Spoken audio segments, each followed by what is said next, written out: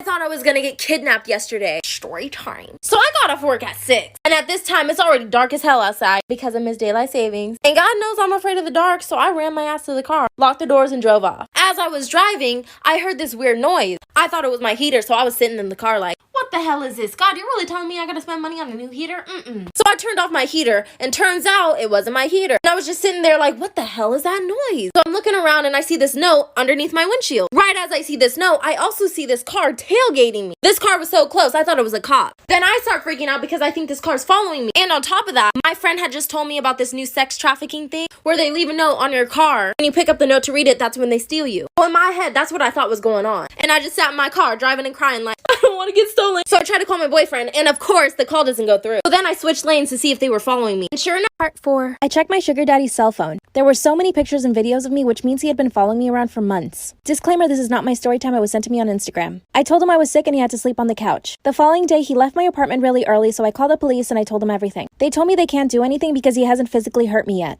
My sugar daddy asked me out for dinner and I had to say yes, just to act like everything was normal. At dinner, he acted completely normal, like he hadn't showed up to my apartment the night before and yelled at me. That's when he offered me more money and the new apartment again. I told him I just couldn't accept it. Then I confronted him about the pictures and video on his cell phone. Of course, he denied everything. I asked to see his phone and he handed it to me. And of course, he had deleted all the evidence. So now it's just my word against his. Then he handed me keys to my new car. It's a beautiful car. I don't even know if I should accept it or not. Should I get a restraining order? I don't know what to do. This is how I found out my childhood best friend was a ghost. I grew up with a girl named Katie Wells. I lived on a farm and Katie lived with an old woman named Irene in the next house over. Katie and Irene weren't related, but whenever I asked Katie about her, she would just change the subject. It seemed like they never got along because they never talked to each other. Katie seemed really sheltered and I thought it was because Irene wouldn't let her do much. Whenever I would talk about boys or a new celebrity crush I had or even a new popular TV show, she never knew what I was referring to. A while later, my mom ended up quitting her job and working from home, so she didn't take me to Katie's house to have Irene watch me anymore. I remember wanting to go over to see Katie, and I asked my mom a few times. I work as an assistant for a really big fashion company. I had a defective wedding dress, and my boss asked if I knew anyone we could give it to. My best friend recently got engaged, so it was perfect. When she posted on Instagram to thank me and my boss, my family caught wind of it, and that's when the influx of calls came. I do not have a good relationship with my family. My parents kicked me out when I was 16 after I came out to them, and my sister wasn't much better. They demanded to know why I gave the dress to my friend and not to my sister. I didn't even know she was engaged. They suggested I try to take it back from my friend as family should always come first. My sister even tried to call my boss to complain. I just got off the phone with my mom and this is how the conversation went. She says my sister is very upset about the dress and I told her she needs to get over it. My mom says I can make it up to them by giving her another dress.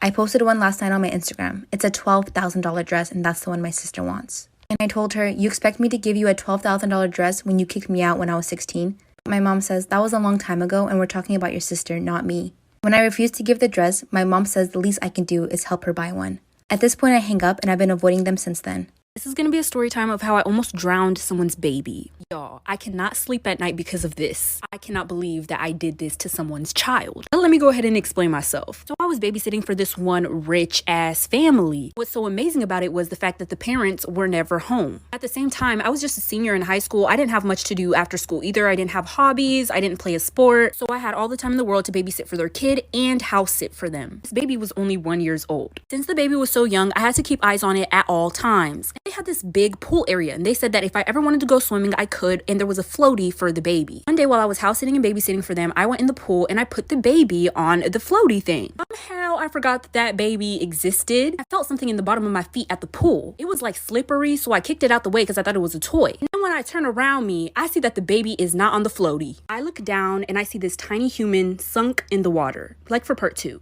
Story time about how I caught my dad doing the dirty with my best friend. Disclaimer, this is not my story time. It was sent to me on Instagram. My mom and dad have been married for 30 years. My dad started modeling when he was really young and he still does it to this day. Every single time that I would bring a friend over to my house, they would always talk about how cute my dad is. It never annoyed me at all because I was so proud of my dad, but it really bothered my mom. So out of respect for my mom, I would just tell my friends not to say anything. My mom is definitely the jealous type. My best friend and I have known each other for about 3 years. She was the new girl at school and we became friends, and ever since then we've been inseparable. She always comes over to my house, we have sleepovers, and my family really likes her. My mom even takes her shopping with us and buys her tons of stuff. She always comes with us to get manicures and pedicures and facials as well. A few years ago, my mom told me that my dad was unfaithful to her and it really upset me. Basically, my mom couldn't trust him at all. And ever since then, I've kept an eye on him as well. One day I came home early from work. I see my best friend sitting on the couch with my dad. She was kissing his neck. When they saw me, they got Story of the time a cop went in my car without my permission. So for a while, I was going to people's houses to do their nails. And I would do this in the summer, so a lot of my clients set up a table outside so that the smell didn't smell up their house too bad. I always feel rude to park in the person's driveway, so I usually park outside of their house on the side of the road. And this time in particular, I did just that, and we did her nails outside as well. At the time, my car had temp plates on it because I had just recently got it. And also, my car is a BMW 2-door with all tinted windows, so you cannot see inside of it even if you tried. So I could understand why it looks a little bit suspicious. Luckily for me, my nail client's dog ended up running out of the fence into the front yard, right near my car. So I go with her to chase him, and I see the police officer opening up my car door. And I wasn't parked illegally or anything, and my temp plates weren't expired either. So he had no right to be opening up my car doors. So I ran over to my car and I was like, "What's going on? Why are you searching my car?" And he was like, "This is your car?" Be careful what you put in your body. In 2014, a couple returned to their home to find it trashed in baffling ways. There was lotion all over the door handles, all of their shoes had had their soles ripped off of them, and someone had dumped an entire can of paint all over the toilet. Despite the obvious break-in, the police come and can't find any evidence of theft, so they leave thinking the couple's not in danger anymore. That night, the couple hears scratching underneath their bed and what sounds like a crying animal. Not wanting to find out what it was, they leave and call the cops, who come right back and start investigating the house, and they make a startling discovery in their bedroom. Wedged underneath the couple's bed was this 90-pound tiny little woman carrying a huge butcher's knife and a hypodermic needle. As they're taking this crazy lady away in handcuffs, one of the officers comes over to the couple and is like, "So she was high on meth, and for at least 2 hours, she had been burrowing a hole in the underside of your mattress with that knife to get to you." I literally want to cry. So if you didn't know, I have a sister, and her name's Ashley. And we both have boyfriends. And every night we both fall asleep on the phone with our boyfriends. So one day we're all hanging out and we're like just talking. And my sister's boyfriend looks at me and he's like, "You need to stop going into your sister's room in the middle of the night." And I look at him and I'm like, "What are you talking about? I don't have a reason to go into her room. Like I don't go into her room, especially in the middle of the night." Then my boyfriend hops in the conversation and he's like, No. He's like, "No, I hear Ashley go into Kayla's room every night and stare at her." So me and my sister both look at each other and we're like, "We don't go into each other's rooms, do we?" And we agreed that we do not. And they said this has been going on for months. So for months, somebody or something has been going into me and my sister's room for about 15 minutes every night and watching us sleep. But it only gets worse. So this couple comes in together to buy an engagement ring, and they had a budget of about $20,000, which is a lot for an engagement ring. But the ring that she happened to pick out was about $35,000, which is a lot of money. And she was really adamant about picking it, and he was kind of reserved, like, it is a lot of money. But she's like, "No, if you love me, you'll buy it, yada, yada, yada." And he's like, "You know what? You're gonna be my wife, the mother of my kids, whatever makes you happy." So after they finally decide, I pack it up for them. I'm like, "Here you go. Have a great marriage. Have a great life. Goodbye." About 3 weeks later, the fiance comes in, and I'm thinking she just wants to get the ring size or something. And she's like, "Can you guys take out the diamond and replace it with a cubic zirconium?" Cubic zirconium is a very cheap substitute for a diamond. So I was like, yeah, we can do that, but just give us 2 or 3 days. So she leaves, and I call her fiance because I was like, "Oh, this is really suspicious." And he had no idea that she came into the shop or that she was coming in. So he calls me 2 days later, and he finds out that she was going to break up with him. She would have kept that diamond, and she would have given him the fake one. He would have returned it, and he would have gotten no money back. Talk about mess.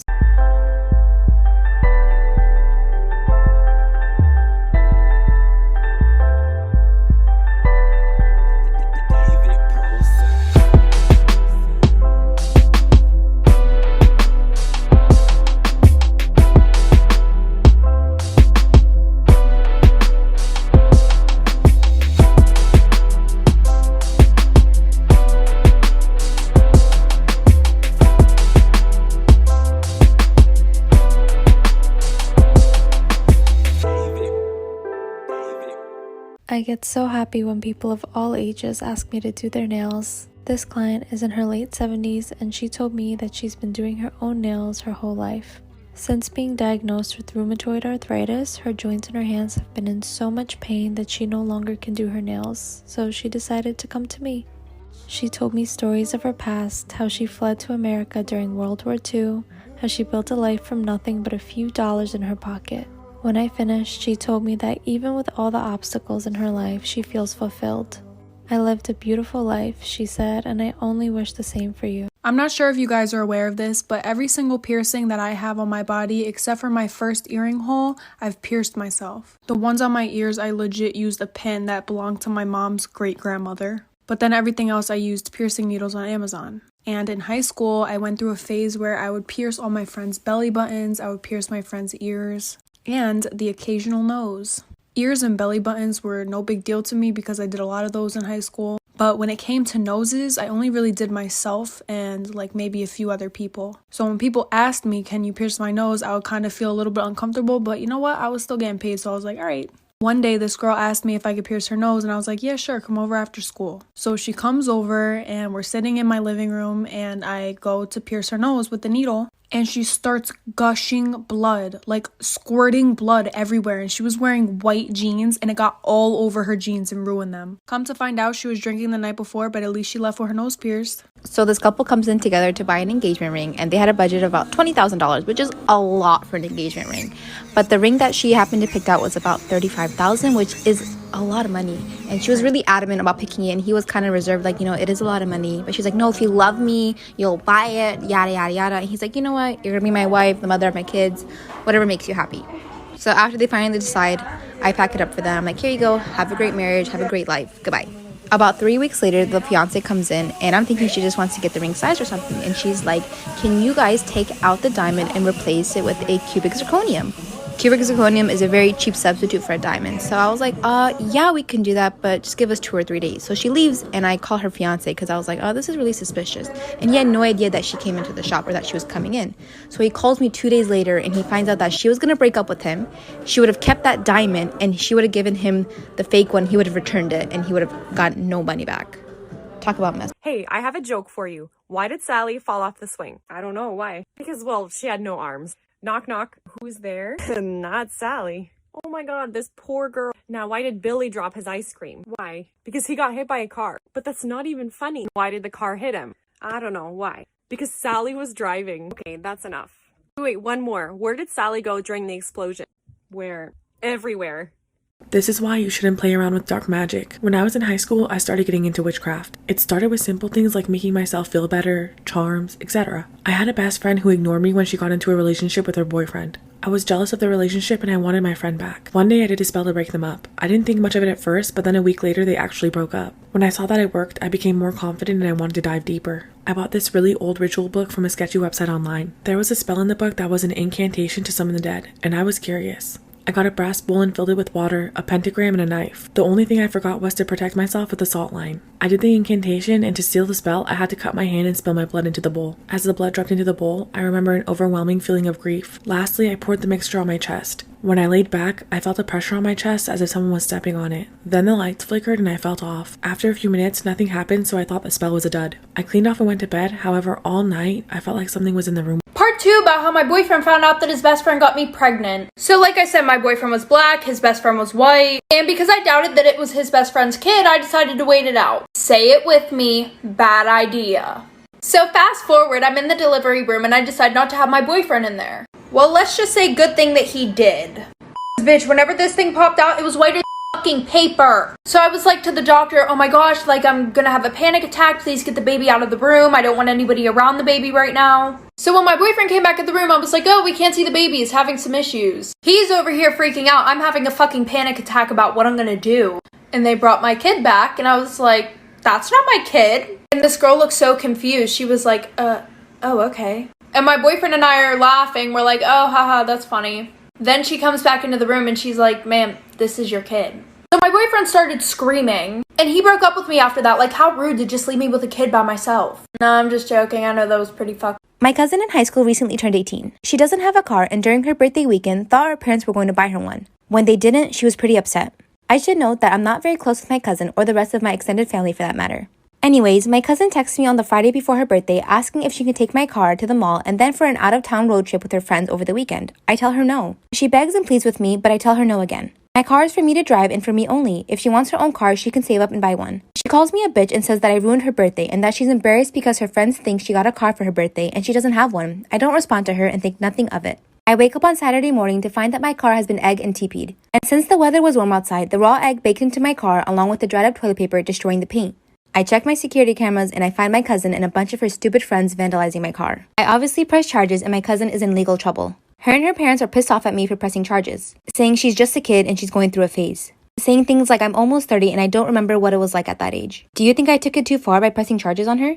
Part 2 about the girl who was obsessed with me. So like I said, she basically told me that those were her nudes, even though I took the pictures and I knew they were mine. But I was like, okay, whatever, I'm not gonna argue with her. Well, then I get a text from my boyfriend, and he goes, what the fuck, you're so weird, why would you send me somebody else's nudes? And I'm just sitting there like, what the fuck? And I tried to explain to him that I had no fucking clue why this girl was saying they were hers. But then he said that I was weird as fuck and he broke up with me. So like a week later, I see them walking around school together. And my friends tell me that they're now dating. And I really wasn't that mad about it. I was like, okay, maybe that's the only way that she could think of to get a boyfriend. Well, I forgot that my Instagram was logged in on his phone because he had super bad trust issues and wanted to make sure I wasn't cheating on him. So I text him and I'm like, hey, can you take my Instagram off your phone? And I saw that he read my text message, but I got no response.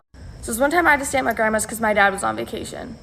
And I was having a huge box of clothes come in and I was not about to have these hoes stolen, so I had my friend stop by to put them inside. So I called my friend up and I was like, hey, can you tell me when you get to my house and let me know when you put the package in? She's like, I got you, shawty. I was like, bet, girl. So around 10 minutes later, I got a call from her freaking out. She was like, Kayla, is there anybody at your house? I was like, no, my dad's on vacation and I'm at my grandma's. She said, no, Kayla, there is somebody at your house right now. So I start freaking out. I'm like, girl, what do you mean? And she said she saw someone walk across this huge window and then my dad's lights turned on. So I start freaking out. I'm like, what did you see walk across the window? Like, who did it look like? And she said it was just a black, tall figure that walked across that window. And around 5 minutes of being on the phone, freaking out, she said my dad's lights turned off again. Eventually, me and my grandma drove by the house to make sure nobody was there. And of course, nobody was in my house. And it only gets worse.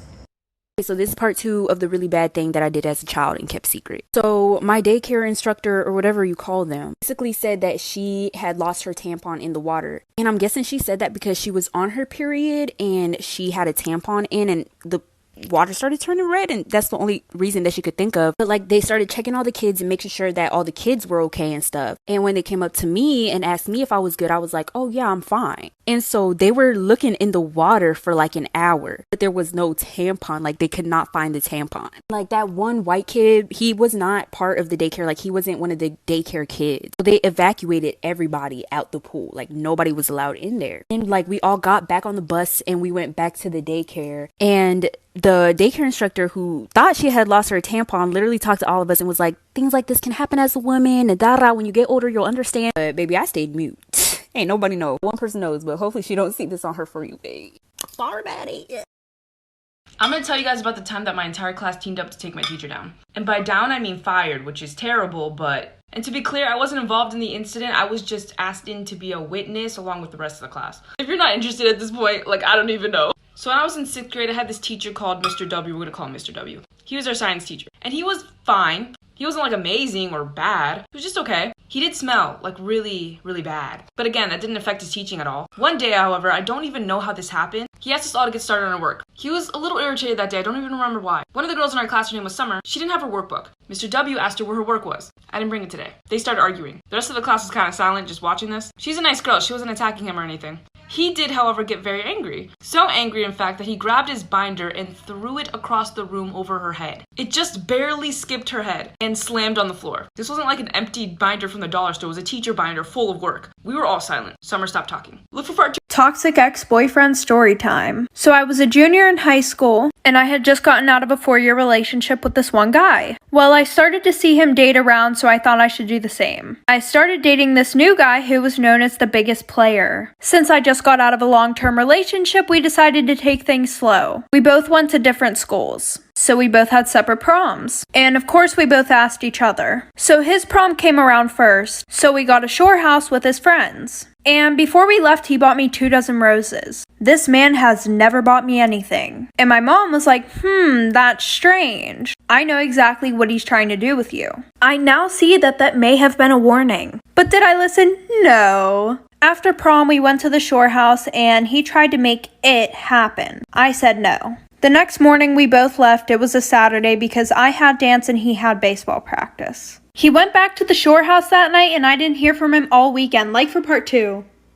This is why you should be careful working in food delivery. When the pandemic hit, I lost my job and signed up to work for a food delivery app. I was making good money and the tips were nice too. During the first few months of working, I never had any weird experiences or customers. For the most part, everything was fine. There were times when I was a little scared of dropping off the food because it was in sketchy neighborhoods or it was dark outside, but nothing ever happened. I started feeling confident in my position and I let my guard down. One night, I got a delivery request and the tip was bigger than the total order. When I looked at the details of how to drop it off, I realized why the tip was so big. The instructions asked if I could open the door and bring it inside of the house as they were bedbound and unable to walk to the door. I knew I shouldn't do it. It was super against company policy, but I had an aunt who was bedbound and it hit a soft spot. When I opened the door of the house, I was hit with the most vile stench that's ever hit my nose. I looked around and called out to the customer. It was silent for a few seconds. Suddenly, someone croaked out, "I'm back here, come on down." The voice came from a bedroom down the hallway that was pitch black. As I walked towards the room, my stomach was turning. I entered the room and put the order down, but I didn't see anyone. When I turned around to leave, suddenly a man appeared in front of me.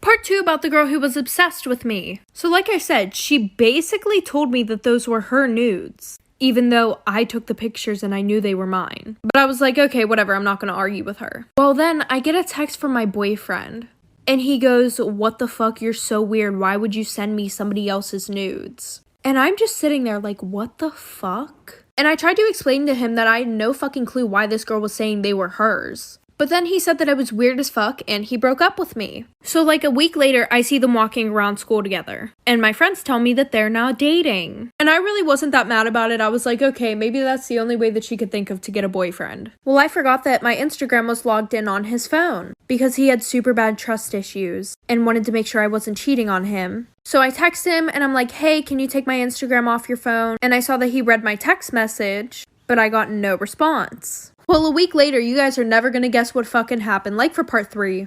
If you're ever driving late at night, don't do what they did. Two boys picked up a girl on the side of the road while they were on their way to a school dance. In the car, she kept saying that she was cold, so one of the boys gave her his jacket. But when the night ended and they were about to drop her off, the girl accidentally left with the jacket. So the boys said that they would just come back the next day to get it. But when they came back and knocked on her door, they discovered something that would make them question what is real and what isn't. An old woman opened the door and asked them who they were looking for. After talking to her for a while, it was revealed that the girl they found on the side of the road was her daughter. But the thing is, she had been dead for 12 years.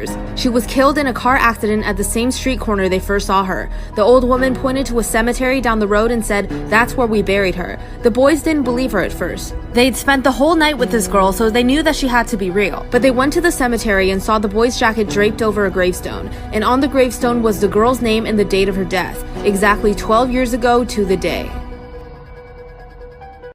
Girls, tell me about a time where your quick thinking probably saved your life. I'll go first. 2 years ago, I was walking my dog at the park and a man approached me and asked to take a picture of her. And I said yes, because why not? It's a picture of a dog. So he starts taking a picture of my dog, and then I realized that he was like holding up her collar, and then it hit me. My address is on that collar. He's not taking a picture of my dog, he's taking a picture of my address. So I told him that I actually didn't feel comfortable with him having a picture of my dog, and I asked him to delete it. So he deletes it and then like starts walking away really fast. And I was like, "Excuse me, sir, no, could you also go into your deleted album and delete it from there?" And he goes, "I don't have a deleted album." And I was like, "You have an iPhone, everybody has a deleted album, could you please delete the picture?" And he was like, "Sorry, I don't have a deleted album," and like keeps walking away. And keep in mind, this is like 2 PM in a park, like there's other people around. So now I'm like chasing after him and I'm telling him, "Sir, I know you have the album, I will show you where the album is, can you please go onto your phone so that we can delete the picture?" Oh, part 2. This is a story of how I embarrassed myself in front of my entire class. So it was 7th grade math class, and honestly, when I was in middle school, that was definitely my awkward stage. I was just really weird. I always said the wrong thing. And I was always just embarrassing myself in front of people. One day, we were going over all these drills, like, lockdowns, fire drills, all that.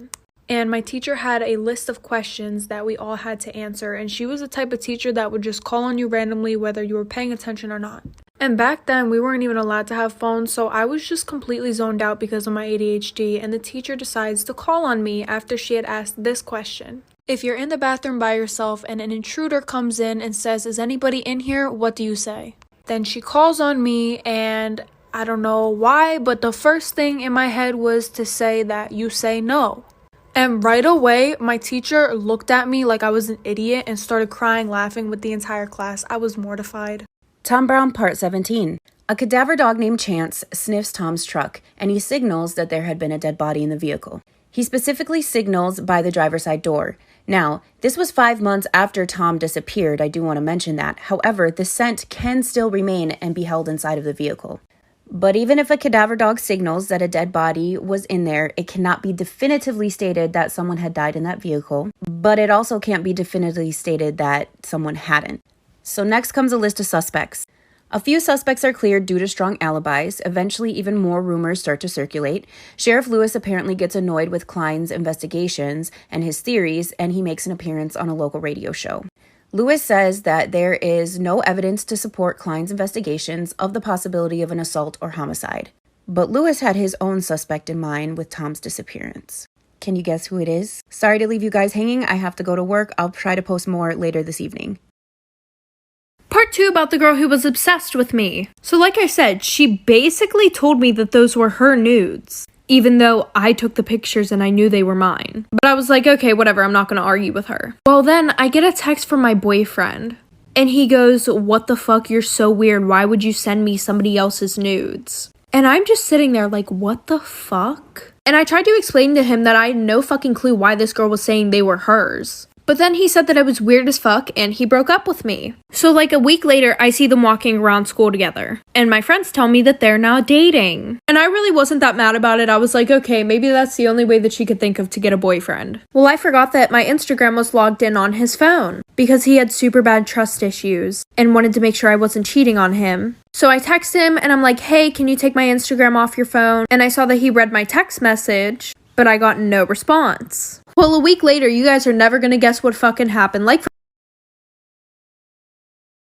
told my husband I was gonna be at the spa all day long. I wanted to see if he was gonna bring the neighbor around to cheat on me some more. When I got in the car to leave, I get a message that he sent to the neighbor. Like I said, I had planted an app in his phone, so I was receiving all the messages he was sending and receiving. And of course, he sends her a message saying, hey, my wife's gonna be at the spa all day, we're free. And she replies saying, perfect, I'll come over. My stomach dropped. I drove around for a bit and waited for her to get to my house. Then I see she sends him a message saying she's there. That was my cue to go back to my house to catch him in the act. I race back and enter the house super quietly. I go into the living room and don't see anything, so I assumed they were in our bedroom. I go up to the bedroom and no one's there. And I see they're in the backyard in the pool. I pull out my phone and press record. I run downstairs and I surprise them in the act. They were both naked and my husband jumps out of the pool and wraps himself in a towel. Our neighbor stays in the pool. My husband says, I was gonna tell you, I swear. It gets worse. Part 3 is up. Story time. I babysat a lot of kids in my neighborhood, and there was this one night that I was babysitting a 2-year-old.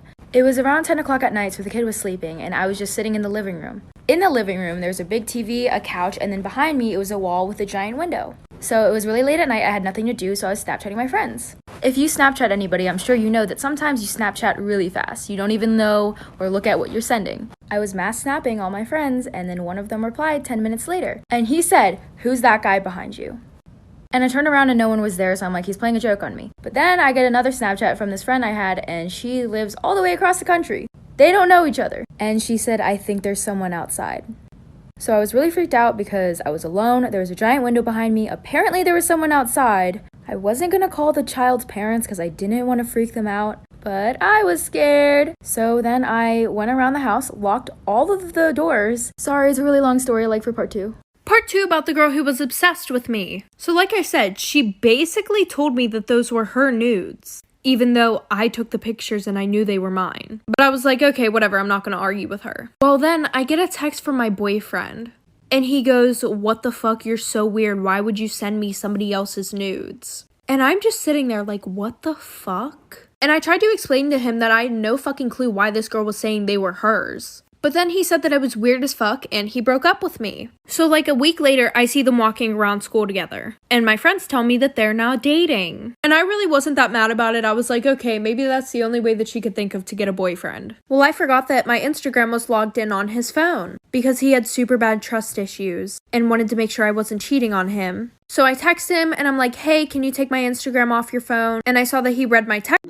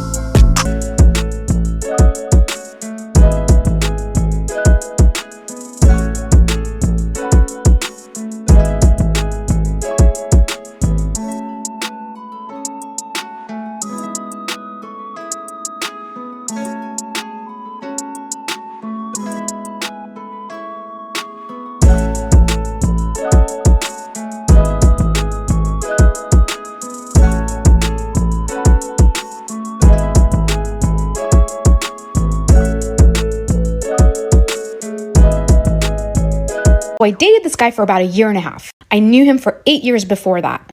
He was actually my teacher at university. But don't worry, we dated way after I graduated. I'm even a little bit older than him. Artsy, cute, nerdy, what can go wrong? Well, we could only hang out after 7 p.m., and there were only specific days that we could hang out. Yes, I know, red flags, I was stupid. But the time we had together was amazing. So I decided to turn a blind eye.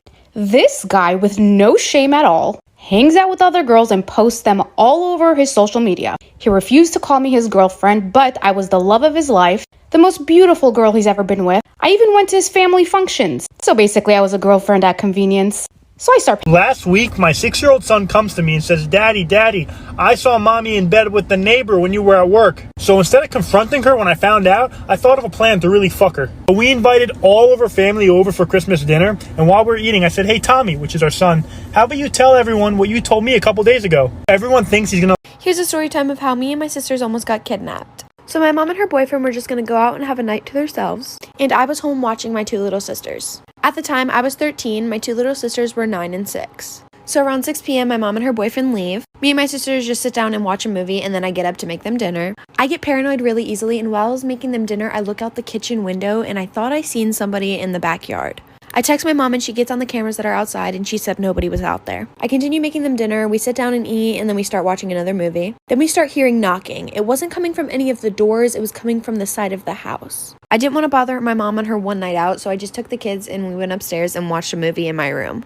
My 6-year-old sister at the time went to the bathroom and she came back in literal tears. She was literally crying so hard until I finally got her to stop and tell me what was wrong. She said as she was walking back from the bathroom, she seen somebody downstairs. I quietly locked my door and I put my sisters in the closet and I call my mom right away. I'm running out of time, like for part 2. So I show up to my ex-best friend's house who's been catfishing me for weeks. Disclaimer, this is not my story time. Her mom was not happy to see me. Like I mentioned before, Natalie's mom thought I was a bad influence on her because we always got into drama. I proceed to tell Natalie's mom everything in detail. Her mom was shocked. She couldn't believe that her little daughter would be capable of such a thing. She was so mad, and it was so satisfying to me. I leave Natalie's house and I go home. The next day, I see that all of Natalie's new friends are posting on their social media saying that Natalie's phone got taken away for a few months, and that whoever did it, F you. I know they know it's me. It turns out Natalie's mom took her phone away for a whole month and deleted all of her social media. She totally deserves it. Natalie and her new friends are in a different school. And here's the kicker, I'm gonna be going to the same school. Now I'm just hoping they don't try to do something to me. And if they try, I'm so ready. Tom Brown, part 23. So it turns out that it was, in fact, Tom's phone. But remember, that phone was in perfect condition, so it was likely planted there shortly before the search. Maybe someone wanted it found in that specific spot to deter people from looking in other places. But why wouldn't you also try and just get rid of the phone completely? Klein withheld the exact location of where the search would be until right before it began to prevent people from purposely tampering with the area. Even the volunteer searchers who were chosen didn't know until that very morning. Klein states that the only other people who knew about the location of the search were notified 48 hours before. And who do you think those people were? It was law enforcement. Of course, Lewis denies, but he has now officially put himself on Klein's radar and is now considered a suspect in the case. The next time I do a true crime case, I will make sure to post on my days off. That way you guys do not have to wait as long in between. I apologize about that, but thanks for sticking with me. More tomorrow. I'll never forget that time that I was fucking in middle school and I asked my art teacher if I could go to the nurse because my head hurt really bad. And he was like, no, you need to clean up because class is almost over. So I was like, okay. So I started cleaning, but like I started feeling like really bad. So I went up to him again and I was like, can I please like go to the nurse? Like I don't feel good. And he was like, it's almost lunchtime. You can wait. And I was like, okay. So I went back to my desk and all of a sudden I got dizzy as shit. The room started spinning.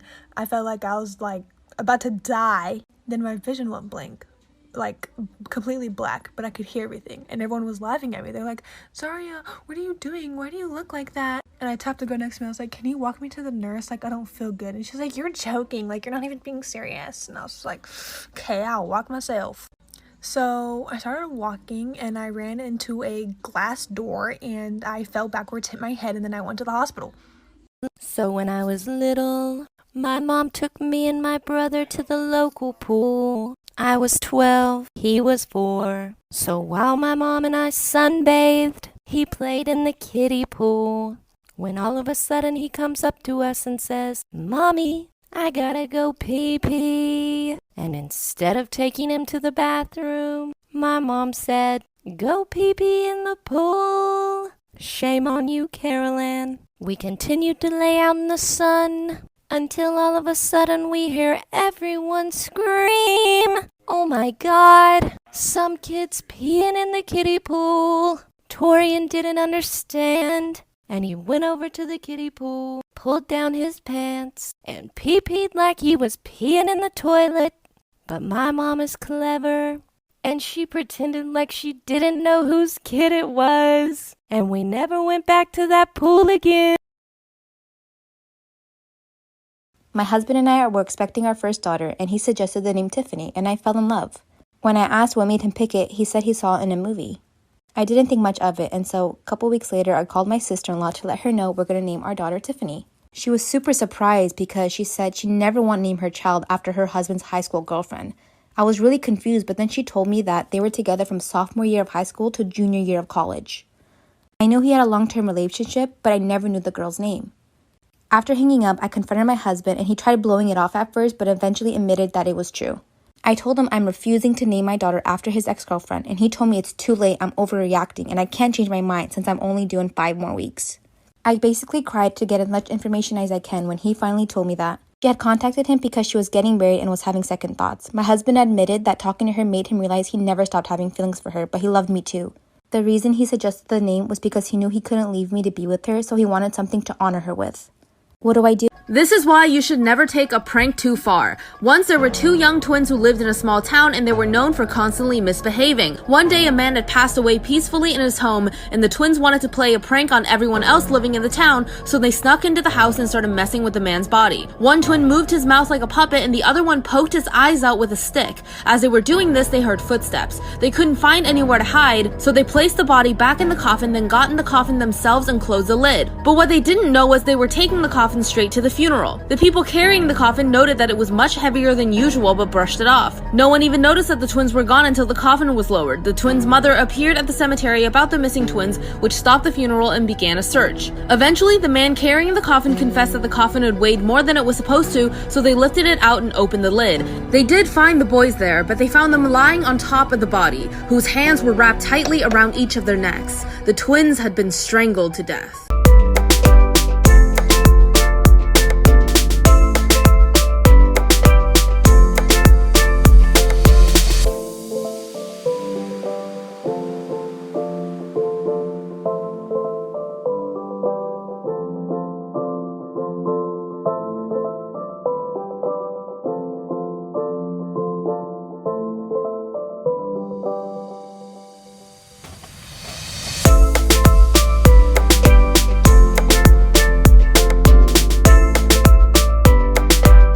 is part 2 of how I almost drowned someone's baby. When this was happening, I was on my phone, so I was distracted. I looked down in the pool and I see that the baby is drowning. I don't really know how to explain the way that my heart skipped a beat at this exact moment. Like, my heart was beating regularly, and then all of a sudden it skipped 2 beats at a time. My ass was in my forehead. Immediately dived down into the pool, took out the baby, but the baby was suffocating. Now listen, I never did CPR, but God blessed me with those skills in that very moment. I was able to keep myself calm and did CPR on the baby and was able to get it to breathe again. I did not tell nobody shit about this. I didn't tell the parents. The baby is fine. I really should have told the parents, because what if it did cause a health issue? But from what I've seen, the baby's fine. Yeah, I didn't tell them what happened, but I quit babysitting because I felt guilty. They haven't said anything about their baby dysfunctioning, so the baby is fine. Just because of this, I pulled myself out of babysitting, and I'll never babysit ever again because I'm clearly not responsible enough.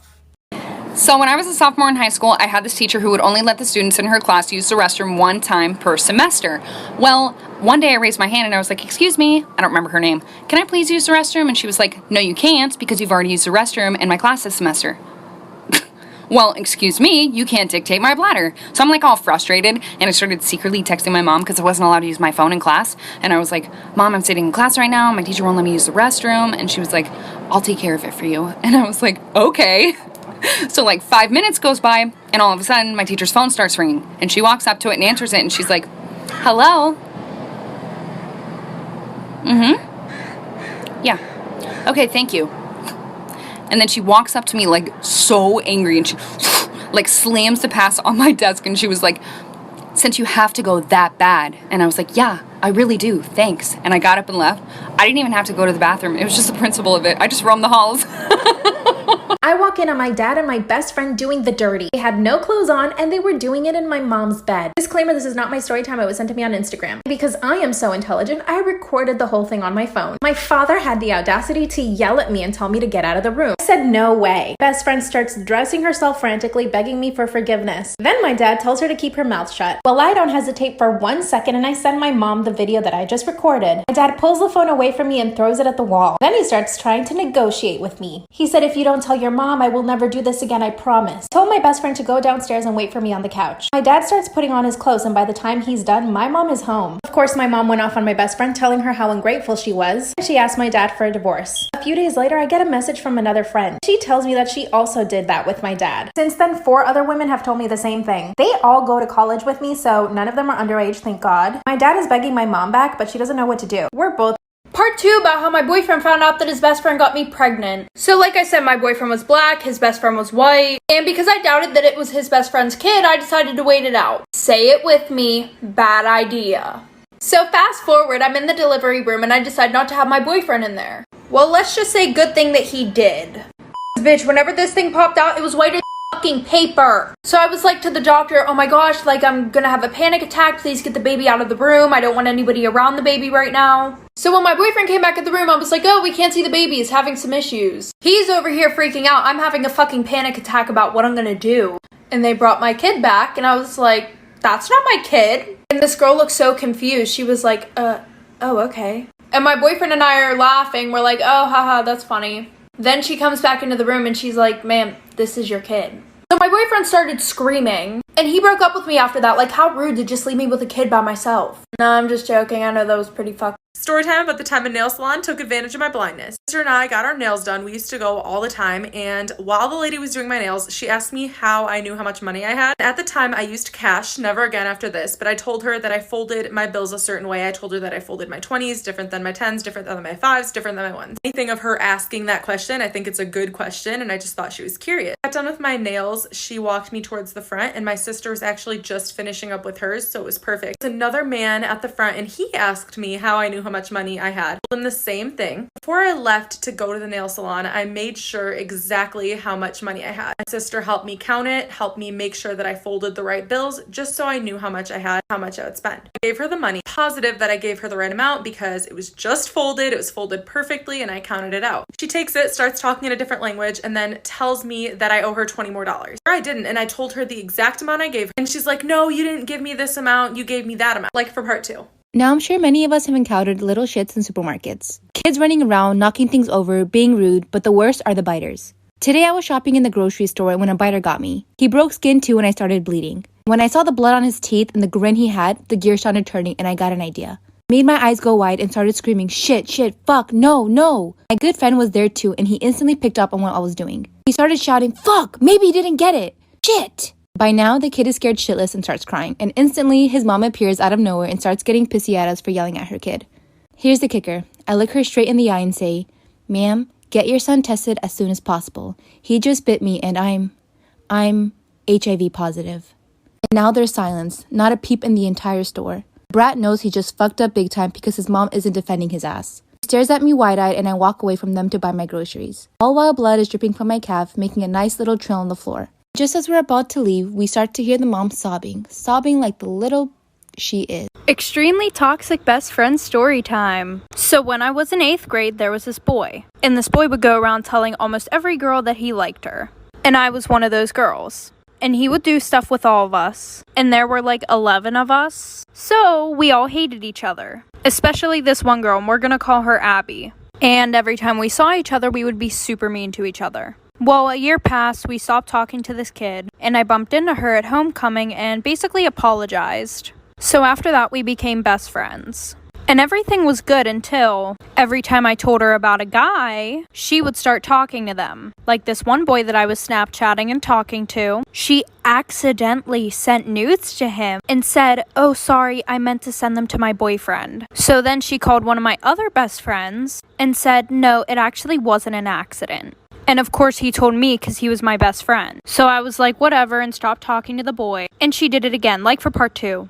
Storytime of how I found out that my mom was putting our dad's ashes in our food. Yep, our mom would put our dead dad's ashes in our dinner. So basically, after my dad died, my mom showed zero emotion. It's like she really didn't care at all. Like she kind of wanted it to happen.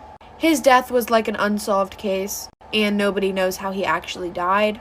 And now that I get to think about it, it might have been my mom, but I don't want to jump to conclusions. And if it was her and she sees this video, I don't want to end up like him. Anyways, back to the story. So about a month after he died, she would always post a picture of me and my brother's dinner with the caption, you'll always be with them.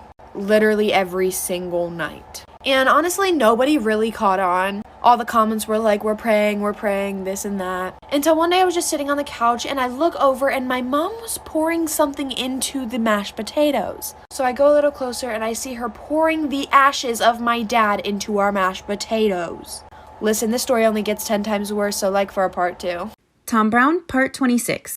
Lewis states that it's suspicious that Tom's phone is found just a few minutes after Klein starts the search. But not because of the reasons I've already discussed. Oh no, it's because he feels that Klein has planted Tom's phone himself, so he'd look like a hero. And because Klein probably got the phone from Penny. Lewis thinks Penny did something peculiar a few weeks after Tom's disappearance. Penny had texted Caleb's mother and asked if Caleb knew the passcode to Tom's phone. But Penny said that Lewis's deputy asked her if she knew the passcode, so she was trying to get it because they kept asking. Of course, the deputy says he didn't ask for it, and without fail, Lewis says that Penny is a liar. But why would they need the passcode if the phone was supposedly missing? They just said that they were just trying to tie up loose ends. Well, you remember that Penny held that press conference to have the sheriff's department hand the case over to the state?